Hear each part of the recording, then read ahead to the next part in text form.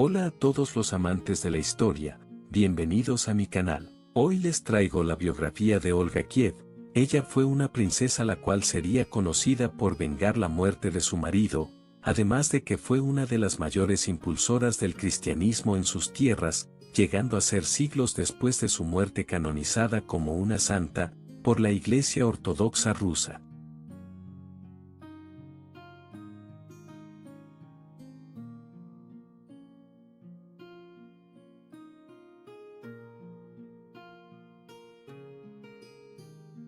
Se desconoce la fecha de nacimiento de Olga, podría ser tan temprana como el año 890 y tan tardía como el año 925, según la crónica primaria. Olga era de origen varego y nació en Pskov. Poco se sabe sobre su vida antes de su matrimonio con el príncipe Igor I de Kiev y el nacimiento de su hijo, Sviatoslav. Olga no tenía más de 15 años en el momento de su matrimonio. Igor era hijo y heredero de Rurik, fundador de la dinastía Rurik. Después de la muerte de su padre, Igor quedó bajo la tutela de Oleg, quien había consolidado el poder en la región, conquistando tribus vecinas y estableciendo una capital en Kiev. Esta federación tribal laxa llegó a conocerse como Rus de Kiev, un territorio que abarcaba lo que hoy son partes de Rusia, Ucrania y Bielorrusia. Los drevlianos eran una tribu vecina con la que el creciente imperio de la Rus de Kiev tenía una relación compleja. Los drevlianos se habían unido a la Rus de Kiev en campañas militares contra el imperio bizantino y pagaban tributo a los predecesores de Igor. Dejaron de pagar tributo tras la muerte de Oleg y en su lugar dieron dinero a un caudillo local. En 945, Igor partió hacia la capital de los drevlianos, Izkorosten, para obligar a la tribu a pagar tributo a la Rus de Kiev. Enfrentados al ejército más grande de Igor, los drevlianos se echaron atrás y le pagaron. Sin embargo, mientras Igor y su ejército regresaban a casa, decidió que el pago no era suficiente y regresó, con solo una pequeña escolta, en busca de más tributo. A su llegada a su territorio, los drevlianos asesinaron a Igor. Según el cronista bizantino León el Diácono, la muerte de Igor fue causada por un espantoso acto de tortura en el que fue capturado por ellos, atado a troncos de árboles y partido en dos. Aunque se ha sugerido que León pudo haber inventado esta versión sensacionalista de la muerte de Igor, inspirándose en el relato de Diodoro Sículo sobre un método de asesinato similar utilizado por el ladrón Sinis, que vivía cerca del istmo de Corinto y fue asesinado por Teseo. Después de la muerte de Igor en 945, Olga gobernó la Rus de Kiev como regente en nombre de su hijo Sviatoslav, que en ese momento aún seguía siendo un niño, así siendo Olga la primera mujer en gobernar la Rus de Kiev. Se sabe poco sobre el mandato de Olga como gobernante de Kiev, pero la crónica primaria da cuenta de su ascenso al trono y su sangrienta venganza contra los drevlianos por el asesinato de su marido, así como también alguna idea de su papel como líder civil del pueblo de Kiev. Según el arqueólogo Sergei Beletsky, la princesa Olga, al igual que todos los gobernantes anteriores a Vladimir el Grande, también utilizaba el vidente como símbolo personal. Los drevlianos, envalentonados por su éxito en la emboscada y asesinato del rey, enviaron un mensajero a Olga proponiéndole que se casara con su asesino, el príncipe Mal. 20 negociadores drevlianos se embarcaron hacia Kiev para transmitir el mensaje de su rey y asegurarse de que Olga lo cumpliera. Llegaron a su corte y le dijeron a la reina por qué estaban en Kiev, para informar que habían asesinado a su marido y que Olga debía ir y casarse con el príncipe Mal. Olga respondió, diciendo: Tu propuesta me agrada, en verdad, mi esposo no puede resucitar de entre los muertos, pero deseo honrarte mañana en presencia de mi pueblo. Regresa ahora a tu barca y quédate allí con un aspecto arrogante. Te enviaré por la mañana y dirás: no montaremos a caballo ni iremos a pie, llévanos en nuestra barca, y serás llevada en tu barca. Cuando los drevlianos regresaron al día siguiente, esperaron fuera de la corte de Olga para recibir el honor que ella les había prometido. Cuando repitieron las palabras que ella les había ordenado que dijeran, la gente de Kiev se levantó y llevó a los drevlianos en su bote. Los embajadores creyeron que esto era un gran honor, como si los estuvieran llevando en un palanquín. La gente los llevó a la corte, donde los arrojaron a una zanja que se había cavado el día anterior por orden de Olga, donde los embajadores fueron enterrados vivos. Está escrito que Olga se inclinó para verlos mientras los enterraban y preguntó si encontraban el honor de su agrado. Olga envió entonces un mensaje a los drevlianos para que le enviaran a sus hombres distinguidos a Kiev, para que pudiera ir a ver a su príncipe con el debido honor. Los drevlianos, que desconocían el destino del primer grupo diplomático, reunieron a otro grupo de hombres para enviar a los mejores hombres que gobernaban la tierra de Dereba.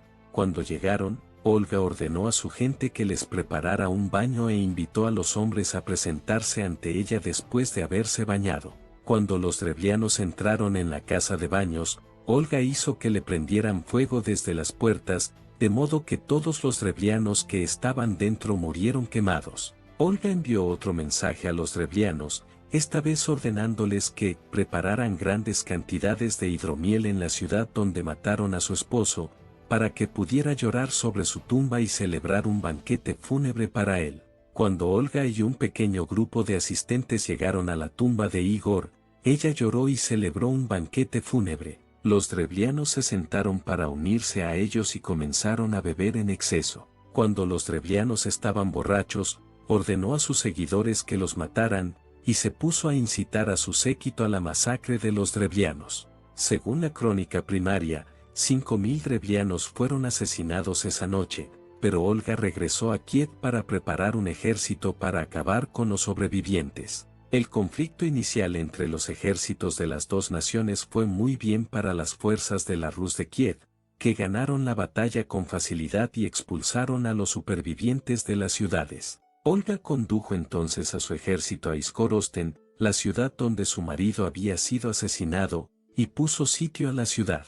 El asedio duró un año sin éxito, hasta que Olga ideó un plan para engañar a los drevlianos, y Olga le respondió. Los drevlianos respondieron que aceptarían el tributo, pero que temían que ella todavía estuviera decidida a vengar a su marido. Olga respondió que el asesinato de los mensajeros enviados a Kiev, así como los acontecimientos de la noche de la fiesta, habían sido suficientes para ella. Entonces les pidió una pequeña petición, que era que cada casa le diera 3 palomas y 3 gorriones. Los drevlianos se alegraron ante la perspectiva de que el asedio terminara por tan poco dinero, e hicieron lo que ella pidió. Olga ordenó a su ejército que atara a cada pájaro un trozo de azufre atado con pequeños trozos de tela. Al anochecer, Olga ordenó a sus soldados que prendieran fuego a los trozos y liberaran a los pájaros. Estos regresaron a sus nidos dentro de la ciudad, lo que posteriormente provocó que la ciudad se incendiara. Como cuenta la crónica primaria, no había una casa que no fuera consumida, y era imposible apagar las llamas, porque todas las casas se incendiaron a la vez. Mientras la gente huía de la ciudad en llamas, Olga ordenó a sus soldados que los atraparan, matando a algunos de ellos y entregando a los demás como esclavos a sus seguidores. Olga siguió siendo gobernante regente de la Rus de Kiev con el apoyo del ejército y de su pueblo. Cambió el sistema de recaudación de tributos, en la primera reforma legal registrada en Europa del Este. Siguió eludiendo propuestas de matrimonio, defendió la ciudad durante el sitio de Kiev en 968 y reservó el poder del trono para su hijo. Tras su dramática subyugación de los drevlianos, la crónica primaria relata cómo Olga pasó por la tierra de Dereba, acompañada de su hijo y su séquito, estableciendo leyes y tributos. Sus puestos comerciales y reservas de caza todavía están allí. Como reina, Olga estableció puestos comerciales y recaudó tributos a lo largo de los ríos Msta y Luge. Estableció cotos de caza, puestos fronterizos, ciudades y puestos comerciales en todo el imperio. El trabajo de Olga ayudó a centralizar el gobierno estatal con estos centros comerciales, llamados pogosti, que sirvieron como centros administrativos además de sus funciones mercantiles. La red de pogosti de Olga resultaría importante en la unificación étnica y cultural del pueblo rus, y sus puestos fronterizos comenzaron el establecimiento de fronteras nacionales para el reino. Durante las prolongadas campañas militares de su hijo, ella permaneció a cargo de Kiev, residiendo en el castillo de Vizhorod con sus nietos. En la década de 950, Olga viajó a Constantinopla, la capital del Imperio Bizantino, para visitar al emperador Constantino VII. Hay tres fuentes principales sobre este evento: un relato prescriptivo de formalidades y etiqueta en De Ceremoniis o libro de ceremonias, un breve pasaje en la sinopsis de historias y una larga historia de aventuras en la crónica primaria. Las tres fuentes no están de acuerdo sobre por qué Olga fue a Constantinopla, cuándo, qué sucedió allí y cómo sucedió. El libro de ceremonias se ocupa de la etiqueta en la corte imperial bizantina, describiendo todas las formalidades durante ceremonias como embajadas, recepciones y cenas, y utiliza varios ejemplos prácticos para ilustrar el protocolo establecido. La visita de Olga se utiliza como un ejemplo de cómo recibir a un príncipe de la Rus, retratándola de manera positiva. El séquito de Olga estaba formado por varios representantes de otros príncipes de la Rus, así como 43 comerciantes y un sacerdote llamado Gregorio. No se menciona el bautismo, ni que ella tomara el nombre cristiano de Elena en el libro de ceremonias. John Skylitzes registró solo un pasaje muy breve en el capítulo 11, sección 6 de su sinopsis de historias. Olga llegó a Constantinopla después de que su marido murió. Fue bautizada y demostró una ferviente devoción, luego regresó a casa. A diferencia del libro de ceremonias, se dice que Olga fue bautizada en Constantinopla y que era devota, pero no hizo nada más. Según la crónica primaria, una vez en Constantinopla, Olga se convirtió al cristianismo con la ayuda del emperador y del patriarca Polieucto. Si bien la crónica primaria no revela la motivación de Olga para su visita o conversión, sí detalla en gran medida el proceso de conversión, en el que fue bautizada e instruida en los caminos del cristianismo. Mientras que la crónica primaria señala que Olga fue bautizada con el nombre de Elena, en honor a la antigua Santa Elena, la madre de Constantino el Grande, Jonathan Shepard sostiene que el nombre de bautismo de Olga proviene de la esposa del emperador contemporáneo, Helena. La observación de que Olga era digna de reinar con él en su ciudad, sugiere que el emperador estaba interesado en casarse con ella. Mientras que la crónica explica que el deseo de Constantino de tomar a Olga como su esposa se debía al hecho de que ella era de bello semblante y también sabia, casarse con Olga ciertamente podría haberlo ayudado a ganar poder sobre Rus. La crónica relata que Olga pidió al emperador que la bautizara sabiendo que su patrocinio bautismal, según las reglas del parentesco espiritual, convertiría el matrimonio entre ellos en una especie de incesto espiritual. Aunque su deseo de convertirse al cristianismo pudo haber sido genuino, esta petición también fue una manera de mantener su independencia política. Después del bautismo, cuando Constantino repitió su propuesta de matrimonio, Olga respondió que no podía casarse con él ya que la ley eclesiástica prohibía que una ahijada se casara con su padrino. Francis Butler sostiene que la historia de la propuesta fue un adorno literario que describe un evento que es muy poco probable que haya ocurrido en realidad. De hecho, en el momento de su bautismo, Constantino ya tenía una emperatriz. Además de la incertidumbre sobre la veracidad del relato de la crónica sobre los eventos en Constantinopla, existe controversia sobre los detalles de su conversión al cristianismo. Según fuentes eslaves eclesiásticas, fue bautizada en Constantinopla en el año 957. Las fuentes bizantinas, sin embargo, indican que era cristiana antes de su visita de 957. Parece probable que fuera bautizada en Kiev alrededor de 955 y, tras un segundo bautismo en Constantinopla, adoptara el nombre cristiano de Helena. Olga no fue la primera persona de la Rus que se convirtió de sus costumbres paganas. Había cristianos en la corte de Igor que habían prestado juramento en la iglesia de San Elías en Kiev para el Tratado Ruso-Bizantino en 945, pero fue la persona más poderosa de la Rus que se bautizó durante su vida.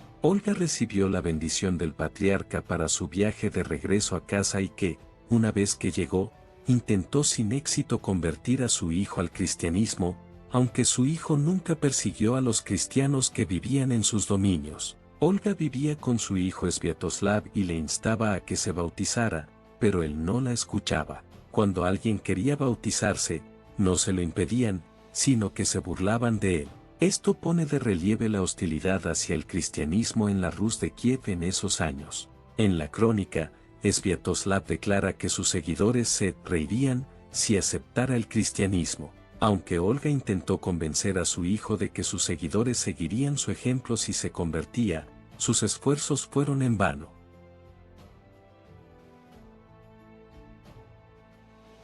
A pesar de la resistencia de su pueblo al cristianismo, Olga construyó iglesias en Kiev, Pskov y otros lugares. Algunas fuentes documentan la embajada de Olga al emperador del Sacro Imperio Romano Germánico Otón I en 959. La continuación de Regino de Prum menciona que los enviados solicitaron al emperador que nombrara un obispo y sacerdotes para su nación. El cronista acusa a los enviados de mentirosos, comentando que su truco no fue descubierto hasta más tarde. Dietmaro de Merseburgo dice que el primer arzobispo de Magdeburgo, Adalberto de Magdeburgo, antes de ser ascendido a este alto rango, fue enviado por el emperador Otón al país de los Rus como simple obispo, pero fue expulsado por aliados paganos de Sviatoslav I.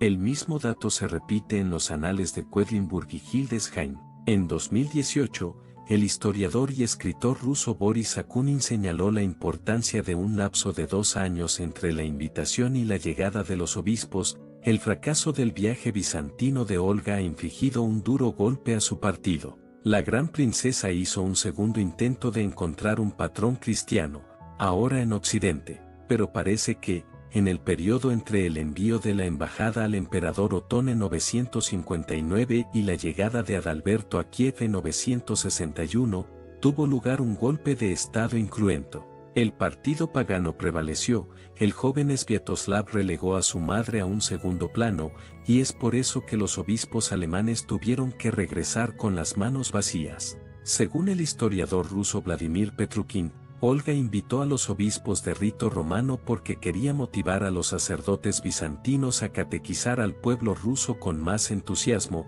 introduciendo la competencia. Según la crónica primaria, Olga murió de enfermedad en el año 969, poco después del asedio de la ciudad por parte de los pechenegos. Cuando Sviatoslav anunció sus planes de trasladar su trono a la región del Danubio, la enferma Olga lo convenció de que se quedara con ella durante sus últimos días. Solo 3 días después, ella murió y su familia y gran parte de la Rus de Kiev lloraron su muerte. Sviatoslav anunció a su madre y a sus boyardos: no quiero quedarme en Kiev, sino que preferiría vivir en Pereaslavets, a orillas del Danubio, ya que allí se encuentra el centro de mi reino, donde se concentran todas las riquezas: oro, sedas, vino y diversas frutas de Grecia, plata y caballos de Hungría y Bohemia, y pieles de Rusia, cera, miel y esclavos. Pero Olga respondió: ¿me ves en mi debilidad?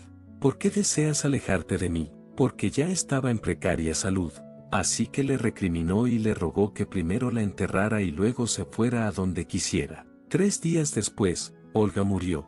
Su hijo la lloró con gran dolor, al igual que sus nietos y todo el pueblo. La sacaron y la enterraron en su tumba. Olga había dado orden de que no se celebrara un banquete fúnebre para ella, porque tenía un sacerdote que ofició los últimos sacramentos a la santa princesa. Aunque desaprobaba la tradición cristiana de su madre, Sviatoslav atendió la petición de Olga de que su sacerdote, Gregory, oficiara un funeral cristiano sin el banquete ritual pagano del entierro. Su tumba permaneció en Kiev durante más de 2 siglos, pero fue destruida por los ejércitos mongol-tártaros de Batukan en 1240. El sarcófago encontrado en 1826 durante las excavaciones de la Iglesia de los Diezmos realizadas por el arquitecto Nikolai Efimov fue atribuido como de Olga y trasladado primero al Museo Histórico y luego a la Catedral de Santa. Siglos después de su muerte, la Iglesia Ortodoxa rusa reconoció a Olga como santa,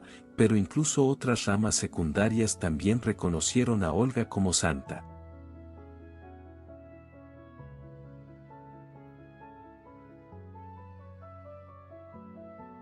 Olga fue una mujer la cual fue bastante temida en su tiempo, además de que llegó a ser demasiado cruel, matando a miles de inocentes. Olga fue una mujer astuta e inteligente, la cual logró hacer florecer los dominios de su marido y de su hijo, además que ella pone las mayores impulsoras del cristianismo en esas tierras, siendo años después está la religión oficial de Rusia. Olga fue una de las figuras más importantes de su tiempo, la cual probablemente sin ella la historia sería totalmente diferente. Y bueno, espero que les haya gustado este video y adiós.